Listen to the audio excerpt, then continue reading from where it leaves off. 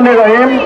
আজকে বারোপুর দক্ষিণ পাড়া যুব সমাজ কর্তৃক আয়োজিত মিনিবার ফুটবল টুর্নামেন্ট ফাইনাল খেলায় উপস্থিত আছেন যুবক ভাইয়েরা, বড় ভাই, ছোট ভাই, মুরব্বী।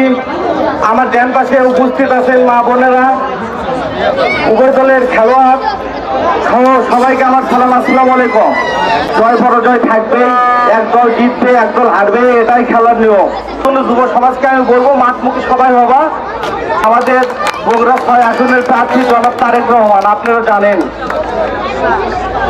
আর উনি আমাদের এই বগুড়ারই সন্তান, বগুড়ার মাটি বিএনপির ঘাঁটি। তাই বলবো যে জনাব তারেক রহমানকে আমাদের দরকার।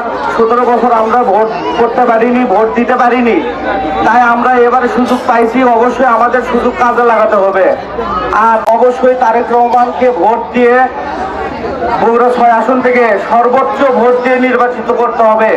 আর উনি ভোটের পরে ইনশাআল্লাহ যদি প্রধানমন্ত্রী হয়, তাহলে মহিলাদের জন্য ফ্যামিলি কার্ড, কৃষকদের জন্য কৃষি কার্ড, স্বাস্থ্য কার্ড, অনেক কিছুই আমাদের জন্য দিতে প্রস্তুত আছেন।